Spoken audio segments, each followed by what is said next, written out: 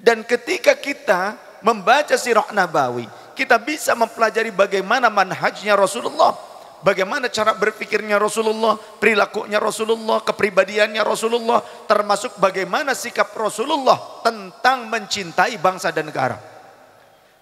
Tadi oleh Romo Yai sudah dijelaskan bahwasannya tentang kalimat hubbul watan minal iman, ada di dalam kitab Asnal Matalib, bahwasannya memang itu bukan hadis, akan tetapi maknanya sahih seperti yang disampaikan oleh beliau tadi, kalam dari Hadratus Syekh Adnan Al-Afyuni. Kenapa kok maknanya sahih? Karena tidak bertentangan dengan hadis yang sahih, bahkan cenderung sama dengan substansi dari beberapa hadis yang sahih. Di antaranya di dalam Sahihul Bukhari, Sunan At-Tirmidzi, kemudian riwayat Imam Baihaqi, di dalam Sunanul Kubra, ada beberapa riwayat yang menjelaskan bahwa kanan Nabiyyu sallallahu alaihi wasallam. Kalau ada lafaz kana disandingkan dengan asma Rasul, ini bisa bermakna tikrar, ya, berulang-ulang. Kebiasaan Rasul sallallahu alaihi wasallam, idza qadimal madinata, jika beliau pulang dari luar kota, pulang ke Madinah, kemudian ketika melihat juduratul Madinah, bangunan-bangunan paling pinggirnya kota Madinah, rumah-rumah paling sisinya Madinah, terlihat oleh Rasulullah dari kejauhan sudah mendekat ke Madinah, sedangkan Rasulullah sallallahu alaihi wasallam ala dabbatihi, Rasulullah sedang menaiki kendaraannya, unta kah, entah kuda kah, maka apa yang dilakukan oleh Rasul? Harrakaha, Rasulullah akan menggerak-gerakkan kudanya. Kalau menggunakan kudanya berarti digerak-gerakkan ke kanan keliling, berkeliling-berkeliling seperti itu, kemudian diangkat-angkat kayak zorok gitulah. Ya, diangkat-angkat kudanya kayak zorok begitu. Saking apa? Min hubbiha, karena cintanya Rasulullah kepada Madinah. Maka Imam Ibnu Hajar Al-Asqalani, beliau mengatakan hadis ini menunjukkan bahwa fadilah mencintai bangsa dan negara itu ditunjukkan atau dicontohkan oleh Rasul sallallahu alaihi wasallam. Mencintai bangsa negara merupakan salah satu modal untuk kita bisa bertahan. Jika kita tidak memiliki modal tersebut, mana mungkin kita bisa bertahan? Mana buktinya? Ketika 17 Agustus 1945, Indonesia sudah memproklamirkan diri merdeka. Bung Karno, Bung Hatta punya guru. Salah satu gurunya adalah ayah dari nenek saya, Tubagus Muhammad Mansur. Tubagus Muhammad Mansur pelaku sejarah. Ketika Surabaya digempur, mbah saya jalan kaki, nyamper para ulama lainnya, Mbah Abbas Buntet Pesantren, Ki Abdul Halim Majalengka, Ki Sanusi Sukabumi Cantayan. Terus dengan ulama dan santri lainnya jalan kaki dari Jawa Barat 23 hari sampai ke Surabaya, perang menghadapi sekutu. Pada saat kapan? Padahal sudah Indonesia itu sudah merdeka. 17 Agustus 1945 Indonesia sudah memproklamirkan diri merdeka. Akan tetapi baru 18 Agustus terbentuk Negara Kesatuan Republik Indonesia.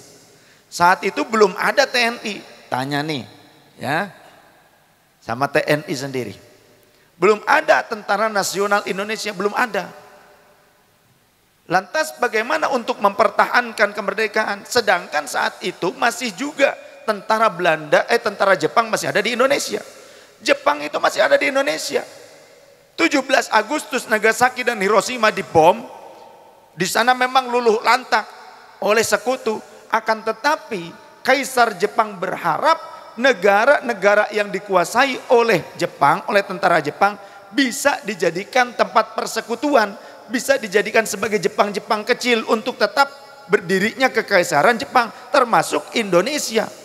Karena gudang-gudang senjata Jepang masih banyak di Indonesia.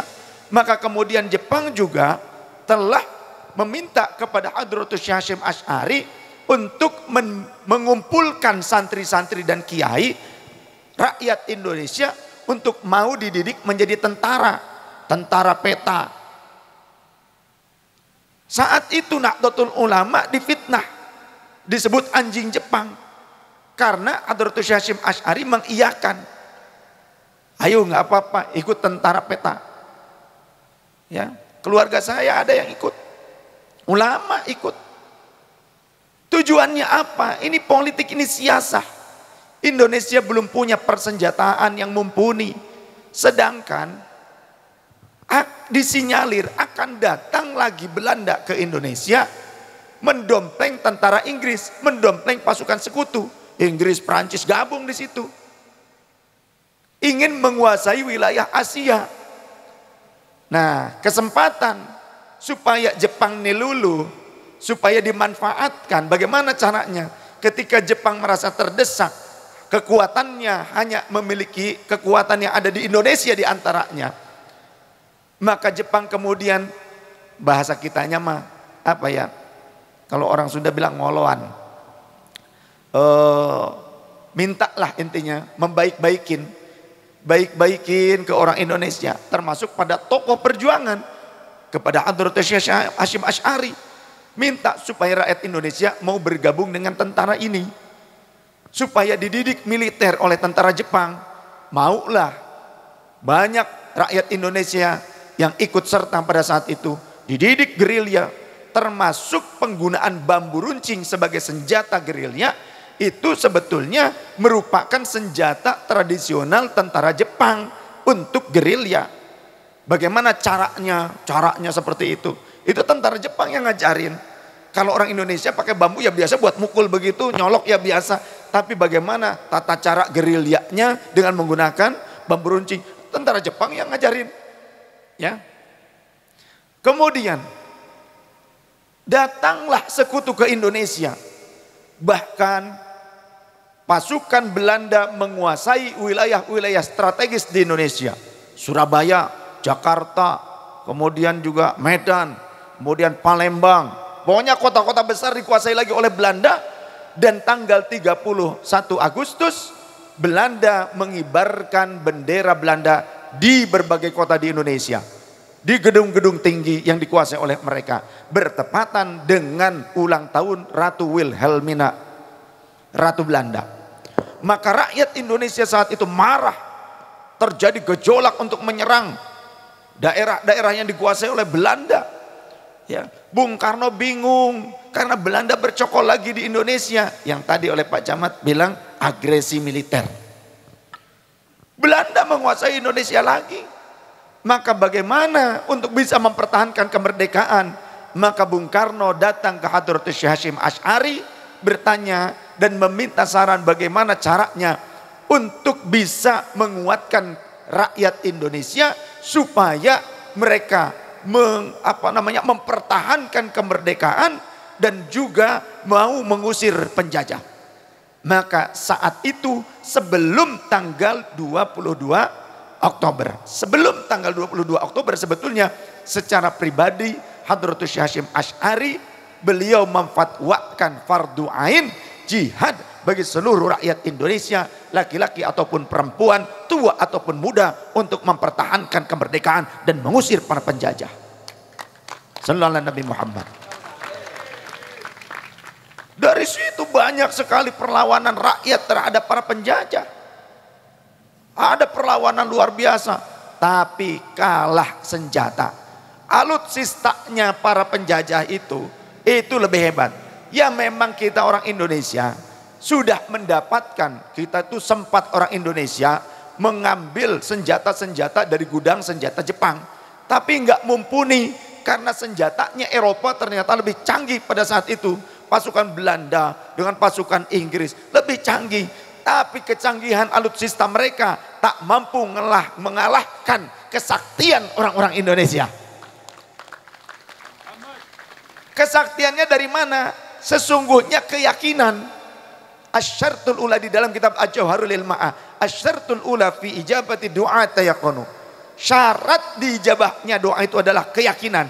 Biasanya orang timbul keyakinannya kalau sudah mentok kepepet gitulah.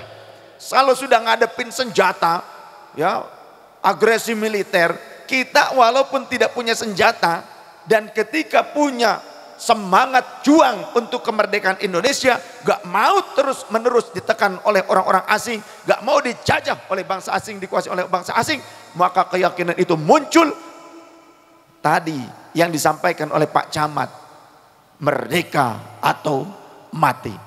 Dari mana kalimat ini diambil? Sesungguhnya ini mengadopsi semboyannya Rasulullah Sallallahu Alaihi Wasallam, ish kariman au mut syahidan. Hiduplah dalam keadaan mulia, yakni merdeka, atau matilah dalam keadaan syahid lawan para penjajah tersebut. Maka kata Rasul Sallallahu Alaihi Wasallam, man mata, siapa orang yang meninggal untuk apa? Untuk menyelamatkan harta bendanya, duna malihi fahuwa syahidun. Orang meninggal menyelamatkan harta bendanya, syahid. Ketika mau dirampok, sempat di dalam suatu riwayat, ya Rasulullah, kalau kami berjumpa dengan perampok, apa yang harus kami lakukan? Kata Rasulullah, lawan. Bagaimana kalau kami membunuh mereka? Mereka masuk neraka, kalian selamat. Bagaimana kalau kebalikannya, kami yang terbunuh dan harta kami diambil oleh mereka? Kalian syahid dan mereka masuk neraka. Artinya kalau ada orang yang berupaya untuk mengambil kekayaan alam Indonesia, lawan, jangan diam saja. Kalau ada orang yang ingin merampas kebebasan kita di Indonesia, lawan mereka. Siapa yang ingin mengambil kemerdekaan Indonesia, mengacak-ngacak kedaulatan bangsa kita, hasil darah yang tertumpah di bumi pertiwi ini, kalau ada orang-orang seperti itu di Indonesia, bahkan walaupun wajahnya wajah Indonesia, mengataskan nama diri orang Indonesia, tapi mereka ingin mengacak-ngacak kedaulatan bangsa kita, persatuan kita, lawan mereka. Mereka itu pengkhianat bangsa. Sallallahu alaihi Nabi Muhammad. Kalau ada pengkhianat-pengkhianat yang ingin mengacak-ngacak persatuan bangsa Indonesia, siap kalian melawan? Diapain? Ya. Man qutila duna nafsihi fahuwa syahidun. Kita berjuang, kalaupun sampai mati kita memperjuangkan kehormatan kita sebagai bangsa Indonesia, syahid. Masuk ke dalamnya siapa yang mati sekalipun untuk membela bangsa dan negaranya, syahid.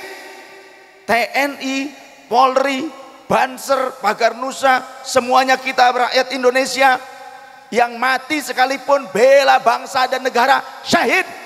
Tak perlu kita takut, tak perlu kita merasa tidak percaya diri untuk bela bangsa dan negara, mati pun syahid.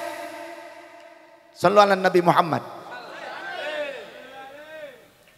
Bela bangsa dan negara, kehormatan bangsa dan negara.